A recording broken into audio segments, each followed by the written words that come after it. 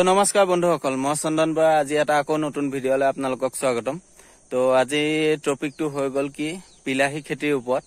তো বিলাহী খেতি কিমান টাইমত বেমাৰ লাগে, কিমান টাইমত মেডিচিন দিবলগীয়া হয়, আৰু কি সাৰ ইউজ কৰিবলগীয়া হয়, বা কিমান টাইমত তলত খেৰ পাৰি দিবলগীয়া হয়, তো কিমান টাইমত পানী দিবলগীয়া হয়, তো সবিশেষ মই ক'ম আজি। তো সকলো ওপৰতে মই আজি অকল বিলাহীৰ ওপৰতে তো ভিডিঅ'টো বনাম বুলি ভাবিছোঁ। তো বিলাহী খেতিটো বহুত লাভজনক খেতি, কাৰণ কম ৰুলে বহুত প্ৰডাকশ্যন পোৱা যায়। তো বিলাহী খেতিটো তাৰো জাত কিছুমান আছে বিলাহী। তো প্ৰত্যেকটো জাতৰে প্ৰডাকশ্যনটো সমানেই থাকে। তো কিছুমান জাত বাৰিষাও কৰিব পাৰি, কিন্তু ওপৰত চালি দি ল'ব লাগিব আৰু মাটিটো ওখ হ'ব লাগিব। তো এতিয়া যিহে কি নহওক, এইটো মই যিটো বিলাহী দেখাবলৈ ওলাইছোঁ সেইটো হ'ল নামধাৰী বিলাহী। তো তাৰ গুটিটোৰ নাম হ'ল নামধাৰী। তো সেইটো বিলাহী বেক চাইডে আপোনালোকে দেখা পাইছে। তো যথেষ্ট ডাঙৰে হৈছে, কাৰণ বিলাহী গছৰ এটা কথা আছে যে পুলি পচোৱা জেগাতে যদি থাকে তেন্তে হ'লে সি তেতিয়া গ্ৰথ নলয়, এটা জোখতে ৰখি দিয়ে। তো যদি জেগাত আনি পেলাই পাতলকৈ ৰুই দিয়া হয়, সি কম সময়ৰ ভিতৰতে গ্ৰথ লয় আৰু ফুল ফুলিবলৈ আৰম্ভ কৰে। তো বাকী প্ৰচেছটো মই দেখাই আছোঁ যে কেনেকুৱা হৈ আছে এতিয়া বৰ্তমান বিলাহীখিনি। তো মই এইখিনি বিলাহী আগতে ৰুওঁতেনে মই কিমানটো ডিষ্টেঞ্চত ৰুব লাগে সেইটো মই ভিডিঅ' বনাই থোৱা আছে। যিয়ে নহওক এতিয়া মই সেইটো বিষয়ে নাপাতোঁ। তো বিলাহী যথেষ্টখিনি ডাঙৰ হ'ল, ফুল ফুলিবলৈও আৰম্ভ হৈছে। তো এয়া দেখিছে ফুল আহিছে, প্ৰায় সিফালৰ গছখিনিত ফুল আহি গৈছে। কাৰণ ইয়াত ফুল ফুলা অকণমান দেৰি হৈছে, কাৰণটো কি ইয়াত পানী দিয়া নাই আৰু তলটো অকণমান জংঘল হৈছে, এইখিনি চফা কৰি। তো এয়া নতুনকৈ আগ আহিছে। তো প্ৰত্যেকটো গাঁঠিতে তেনেকৈ আগ আহিব। যদি একবাৰ পানী ভৰাই দিয়া হয় তো এইখিনি গ্ৰথটো বহুত ধুনীয়া হৈ যাব। গছডাল মেইন গছডালৰ নিচিনা মোটা হৈ আহিব ইও। তো বাকী ইয়াত কৰিবলগীয়া কাম আছে কি এতিয়া, তো চাৰি কিনাৰ এনেকৈ ৰাউণ্ড কৰি পেলাই, তো ইমানটো ৰাউণ্ডত তো অনলি DAP দিলেই হ'ব। তো বেলেগ সাৰ ইউজ কৰিব নালাগে, কাৰণ ইয়াৰ ৰুওঁতেনেই চুপাৰ দি লোৱা হৈছে। তো চুপাৰ দিয়া আছেই যেতিয়া, ইয়াত অকল DAP দিলে হ'ল সিমানটো ৰাউণ্ডত। তো কম পৰিমাণে 200 গ্ৰাম বেছি হ'ব, 100 গ্ৰাম মানকৈ এজোপা গছত DAP দিব লাগিব। তো DAP দিয়াৰ পাছত একবাৰ পানী ভৰাই দিব লাগিব। ইয়াত পানী ভৰাই মানে তলটো চফা কৰি ল'ব লাগিব। এতিয়া যথেষ্টখিনি জংঘল আছে, তো জংঘলখিনি হয় কোৰ মৰা হওক বা হাতে উঠাই দিয়া হওক, যিহে নহওক তেনেকৈ অলপ চফা কৰি লৈ তো মাজে মাজে জংঘল গজিছে এইখিনি কোৰ মাৰি দিব লাগিব। মাটিখিনি অকণমান চাহ কৰি লৈ পেলাই সাৰটো দি অলপ পানী ভৰাই দিব লাগে। তো গোটেই মাটিখিনিত পানী ভৰাই দিয়াৰ পাছত তো এইখিনি গ্ৰথটো বাঢ়ি যাব, ফুলো আহি গ'ল এতিয়া। তো ফুলখিনি এতিয়া যদি পানী বা মেডিচিন বা সাৰ বা পানী নিদিয়া হয় তেন্তে হ'লে এই ফুলখিনিত গুটি লগাটো বহুত কম হ'ব আৰু গুটিটো চাইজটো বহুত সৰু হ'ব। তো সোনকালে কৰিবলৈ হ'লে এইটো কামেই কৰিব লাগিব। তো বাকী এইখিনি ৰ'দটো অলপ বেছিকৈ পৰে, এইখিনি জেগাটো বেছি শুকাই গৈছে কাৰণে চেহেৰাটো অলপ কমি আছে।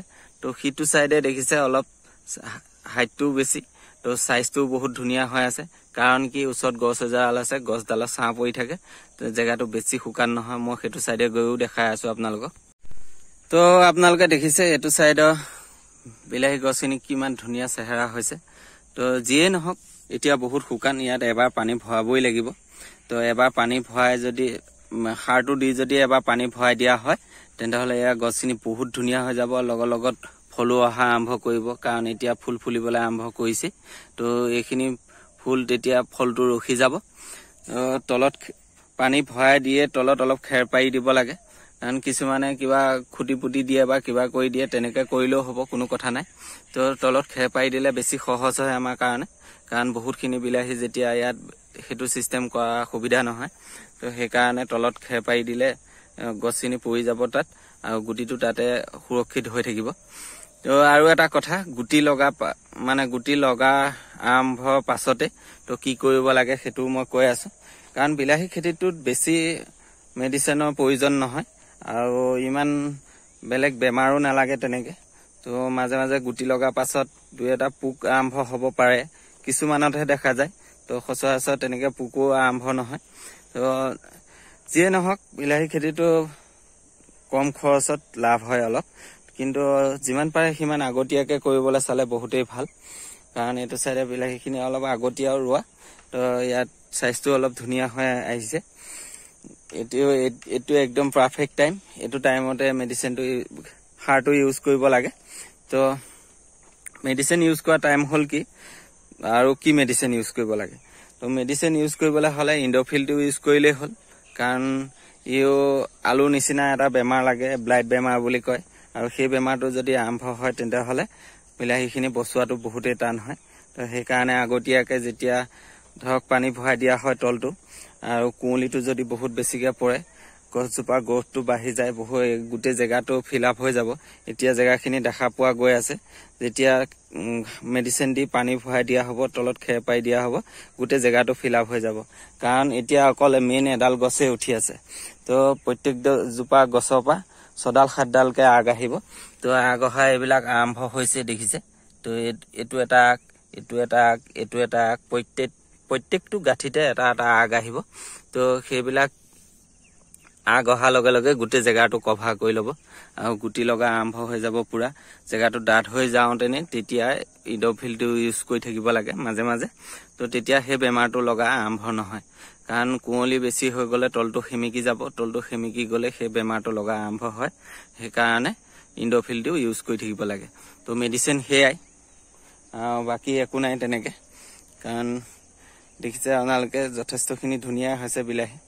তো ক'বলগীয়া সিমানেই আছিলে বিলাহী খেতিৰ ওপৰত। মোৰ কমেণ্টটো আহিছিলে যে বিলাহী খেতি কি সাৰ দিব লাগে, তো কি মেডিচিন ইউজ কৰিব লাগে, কিমান টাইমত কৰিব লাগে। তো মই সকলো ক'লোঁ, সিমানখিনিয়ে।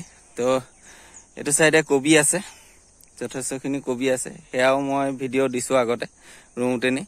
তো তাৰ ওপৰতো যদি কিবা জানিবলগীয়া আছে তেতিয়াহ'লে কমেণ্ট কৰিব, নিশ্চয় মই ভিডিঅ' বনাই পেলাই দিম আপোনালোকক। আৰু এইখিনি হ'ল সেউজীয়া ফুলকবিটো, ব্ৰকলি বুলি যিটো কয়, সেইটো ফুলকবি। সেইফালে বন্ধাকবি আছে, সেইফালে হোৱাইট ফুলকবিটো আছে। তো এইফালে ওলকবিও ৰোৱা আছে। বাকী কবি খেতি এইখিনি, আৰু এইখিনিয়ে হ'ল বিলাহী খেতি। তো আজি মই টপিকটো অকল বিলাহীৰ ওপৰতে লৈছোঁ। তো জানিবলগীয়া সিমানটোৱে আছিলে। তো মই এটা প্ৰমাণ চাবৰ কাৰণে এডোখৰত পানী অলপ ভৰাই থোৱা আছিলে, অকণমানকৈ পানী দিয়া হৈছিলে। কবিত পানী দিওঁতেনে ইয়াতো অলপ পানী দি দিয়া হৈছিলে। তো প্ৰমাণ দেখিছেনে কিমান ধুনীয়া গ্ৰথ হৈছে। আৰু এনেকৈ গছ পৰিবলৈ আৰম্ভ কৰিলে আৰু এইবিলাক ডাল আহিবলৈ আৰম্ভ কৰিলে, ডালবিলাকো কিমান ধুনীয়া সবল হৈ উঠিছে। তো যিয়েই নহওক, পানী ভৰোৱাৰ আগত তো বাকী প্ৰচেছটো যিটো প্ৰচেছ কৰিব লাগে কৰি লৈ পেলাই খেৰখিনি পাৰিব লাগিব। কাৰণ খেৰখিনি নপৰাৰ আগতে যে পানী ভৰাই লৈ যদি বহুত দিন ৰখি দিওঁ, 2-3 দিনতে গছখিনি পৰিবলৈ আৰম্ভ কৰি দিব। তেতিয়া খেৰ পাৰিবলৈ অসুবিধা হ'ব। খাৰা হৈ থাকোঁতেনে সেইটো কাম কৰিব লাগে। কাৰণ বিলাহী গছৰ ওপৰ ছাইডটো মানে ৱেটটো বেছি হৈ গ'লে গছজোপা পৰি যায়। কাৰণ তলটো অলপ সৰু হৈ থাকে, ওপৰ ছাইডটো বহুত ডাঙৰ হৈ যায়। ৱেটটো বেছি হৈ গ'লে গছজোপা পৰি যায়। তো সিমানেই ক'বলগীয়া আছিলে। তো আৰু এটা কথা, তো এয়া হ'ল মই মানে ইমানখিনি বেছিকৈ খেতি কৰাৰ কাৰণে ৰাসায়নিক সাৰ ইউজ কৰিবলগীয়া হৈছে। তো যিয়ে নহওক, ঘৰুৱা যিসকলে কৰে তো তেখেতসকলৰ কাৰণে গোবৰটোৱে বেষ্ট।